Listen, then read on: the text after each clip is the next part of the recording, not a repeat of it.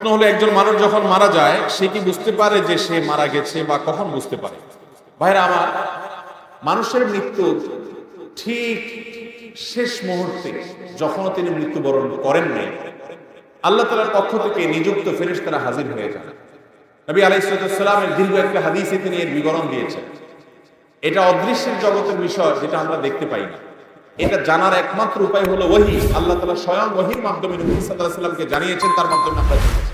এটি আমাদের জানার সূত্র, কারণ দেখার জিনিস না, আলমুল গায়ব বা অদৃশ্যের জগতের বিষয়। ওহী নির্ভর জ্ঞান ছাড়া এই বিষয় জানার কোনো উপায় নেই। তো নবী আলাইহিস সালামের দীর্ঘ হাদিস থেকে আমরা জানতে পারি, কোনো মানুষ যদি জান্নাতি হয়, তার রূহ কবজ করার জন্য ফেরেশতাদের একটা বিশাল দল আসে। তারা এত সুন্দর করে আসে, উপস্থাপন হয় ওই লোকের সামনে যে তাদের আচার আচরণ, তাদের ওই লোকটাকে অভিবাদন জানিয়ে আখিরাতের জগতে নিয়ে যাওয়ার জন্য, ওয়েলকাম জানানোর জন্য আসার যে ব্যবস্থাপনা, দামি মূল্যবান পাত্র, রুমাল, সেখানে রূহ কবজ করে নেওয়া, সেগুলোর জন্য যে আয়োজন থাকে, এটা দেখতে দেখতে সে আল্লাহর বান্দা, নেককার বান্দা, ইমানদার মানুষটা, জান্নাতি মানুষটা হাসতে হাসতে তার রূহটা বের হয়ে দুনিয়া থেকে চলে যায়। অর্থাৎ খুব আনন্দের সাথে তিনি চলে যায়। আর এর বিপরীতে যেই লোকটা জাহান্নামী, তার রূহ কবজ করার জন্য ফেরেশতাদের একটা দল আছে, কিন্তু তারা এতটা ভয়ঙ্কর ভাবে উপস্থাপিত হয়, এতটা তীব্র ভয়ঙ্কর রূপে তার সামনে আবির্ভূত হয়, উপস্থাপন করে নিজেদেরকে, যে সে দৃশ্য দেখে তার হাহাকার শুরু হয়। আশেপাশের মানুষগুলো টের পায় না, কিন্তু সে ঠিকই টের পায়। এই জন্য মানুষের মৃত্যুর আগ মুহূর্তে মানুষ টের পেয়ে যায়। এমনকি যারা ঈমানের উপরে সারা জীবন অটল ছিল, অবিচল ছিল, তাকওয়ার উপরে অটল অবিচল ছিল, হারাম থেকে বাঁচার জন্য সংগ্রাম করেছে সারা জীবন, এই মানুষগুলোকে কোরআন এবং আয়াতে বলছে যে তাদের জীবন সায়ান্নে, তাদের রূহ কবজ করার আগে আল্লাহর পক্ষ থেকে ফেরেশতারা তাদেরকে জানিয়ে দেন, তারা উপস্থিত হন, তাদেরকে সুসংবাদ দিতে থাকেন, আল্লাহ খাউফুন আলাইহিম ওয়া লা হুম ইয়াহজানুন, যে তাদের কোনো ভয় নেই, তাদের কোনো পেরেশানি হবে। আল্লাহ তাআলা আমাদের সবাইকে নেক মৃত্যু, ঈমানের মৃত্যু, জান্নাতি মানুষের মৃত্যু আমাদের সকলকে নসিব করুন।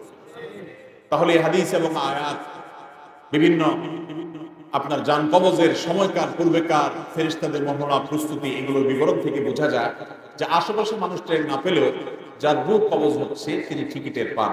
ভালো মৃত্যু, ঈমানের মৃত্যুর জন্য বেশ কিছু আমল আছে ভাই, সে আমলগুলো আমরা কোনো একটা মাহফিলে আলোচনা করবো ইনশাআল্লাহ।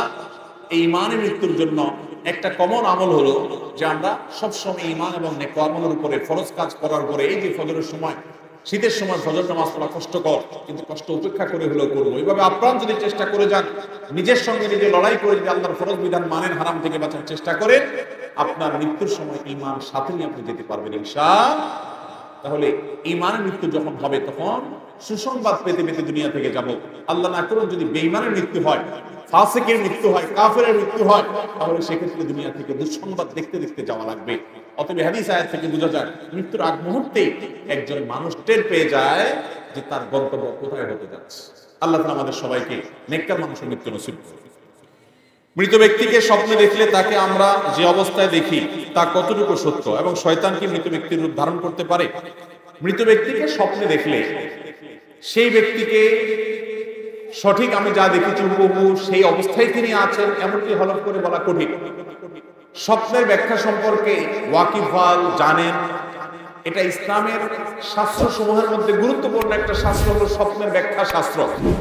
স্বপ্নের ব্যাখ্যা, নবী করিম সাল্লাল্লাহু আলাইহি ওয়াসাল্লাম বলেছেন কিয়ামতের আগে ঈমানদারদের সত্য স্বপ্নের পরিমাণ অনেক বেশি হবে, এবং দুনিয়াতে আর নবী রাসূল আসবে না, নবুয়তের ধারা নাই, কিন্তু ঈমানদারদের ভালো স্বপ্নগুলো এগুলো নবুয়তের একটা অংশ, এগুলো নবুয়তের একটা, যে স্বপ্ন আপনার কাছে মনে হবে এটা ব্যাখ্যা সাপেক্ষ এবং এটা অনেক সুসংবাদ বহন করছে, ভালো কিছু ইন্ডিকেট করছে, স্বপ্নের ব্যাখ্যা বোঝা মানুষ এগুলো বলতে পারে। দুঃখজনক স্বপ্নের ব্যাখ্যার এই শাস্ত্রটি আজ আমাদের সমাজ থেকে হারিয়ে যাচ্ছে। এমনকি আলেমদের মধ্যেও মাসআলা মাসাইল সম্পর্কে আপনি বিশেষজ্ঞ পাবেন, আপনি তাফসীর সম্পর্কে বিশেষজ্ঞ পাবেন, হাদিস সম্পর্কে বিশেষজ্ঞ পাবেন। দুঃখজনক যে স্বপ্নের ব্যাখ্যা বুঝেন এরকম পণ্ডিত, এরকম বিশেষজ্ঞ মানুষের সংখ্যা সমাজে অনেক কম।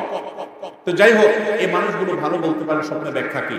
অতএব কোন মৃত মানুষকে স্বপ্নে দেখলে আপনি কষ্টে দেখেছেন সেজন্য তিনি কষ্টেই আছে, আপনি ভালো দেখেছেন তিনি সুখেই আছে, এমনকি সবসময় নিশ্চিত নয়। তবে যেই স্বপ্ন দেখার পর সাধারণত আপনার মনের ভিতরে একটু খুশি ভাব আসে, আনন্দের আভা আসে আপনার অন্তরে, তখন আপনি সুধারণা করতে পারেন আপনি কোন সুসংবাদ বা ভালো স্বপ্ন দেখেছেন। আর যে স্বপ্ন দেখার পর আপনার মধ্যে ভীতি কাজ করে, আতঙ্ক কাজ করে, আপনার মন বলে যে না আমি ভীতিকর কিছু দেখেছি, সেটা কোনো কোনো ক্ষেত্রে শয়তান দেখায় শুধু ভড়কানোর জন্য। আবার অনেক সময় আপনার কোনো দুঃসংবাদ স্বপ্নের মাধ্যমে ইন্ডিকেট দেওয়া হতে পারে। আপনি আমি একটু খেয়াল করলে দেখবো আমাদের জীবনে অনেক স্বপ্ন দেখি যেগুলো পরবর্তীতে কেটে যায়, দিনের আলোর মতো মিলায় নিবেন, অবাক হয়ে যাবে। একবার আমার স্ত্রী স্বপ্ন দেখলেন যে আমার জামায় কিছু লোক ঘরে ঢুকে জানলা ভেঙে ঢুকে আমার জামায় আগুন লাগাই দিয়েছে। অনেক কষ্ট করে সে আগুন নেভাতে হয়েছে। ঠিক এই ঘটনা কিছুদিন পরে দেখা গেল যে কিছু লোক আমার পিছনে লেগে গেছে খুব ভয়ঙ্কর ভাবে, এবং বহু কষ্ট করে সেই তাদের পিছনে লাগাটাকে থামাতে হয়েছে। স্বপ্ন কিভাবে খাটে। এবং ওইটার পরপরই ভদ্রমহিলা আমাকে বলছিলেন যে আমার কেন জানি মনে হচ্ছে যে কোনো কিছু মানুষ হয়তো পিছনে লাগবে বা কোনো শত্রুতা করবে। এই যে আগুন লাগা, এটা সেটা বিভিন্ন জিনিস দেখা করে ব্যাখ্যা আছে। আল্লামা ইবনে সিরিন ইসলামের ইতিহাসের একজন বড় মনীষী ছিলেন, অনেক বড় মুহাদ্দিস ছিলেন। মুহাম্মদ ইবনে সিরিন রহমতুল্লাহ আলাইহি, ইমাম মুহাম্মদ ইবনে সিরিন রহমতুল্লাহ আলাইহি সোনালী যুগের মানুষ ছিলেন, প্রথম 3 যুগের মধ্যে তিনি ছিলেন। তিনি স্বপ্নের ব্যাখ্যা অনেক ভালো বুঝতেন। তার স্বপ্নের ব্যাখ্যার বইও আছে, বাংলা অনুবাদ হয়েছে, কিছু অথেন্টিক আছে, কিছু আনঅথেন্টিক আছে। যাই হোক, আমি দীর্ঘ কথা বলে ফেলেছি। মূল কথা হলো মৃত মানুষকে স্বপ্নে দেখলে সে স্বপ্ন সত্য হতে পারে, আবার ভুলও হতে পারে। শয়তান মৃত মানুষের রূপ ধারণ করে আসতে পারে, সেটা অস্বাভাবিক কিছু। স্বপ্নে দেখে কোনো শরীয়তের বিধান সাব্যস্ত করা যাবে না। কেউ যদি স্বপ্নে দেখে যে তুমি হজ করতে যায় না তোমার ক্ষতি হবে, তাহলে সেই স্বপ্ন মানা যাবে? কারণ বুঝতে হবে এটা ইবলিসে দেখেছে। কারণ ফরজ কাম থেকে বাধা দিবে একমাত্র কে? অতএব এটা শয়তানে দেখেছে, বিধায় এটা পাত্তা দেওয়া যাবে। অতএব মৃত মানুষকে তার রূপ শয়তান আকৃতি ধারণ করতে পারে, এটা অস্বাভাবিক নয়। তবে ওই যে বললাম ভালো মন্দ এটা নিরূপণ করা ব্যাখ্যা সাপেক্ষ, ব্যাখ্যাটা তারা ভালো বলতে পারে, তবে কিছু ইন্ডিকেট আছে যেটা আমি বলার চেষ্টা করলাম।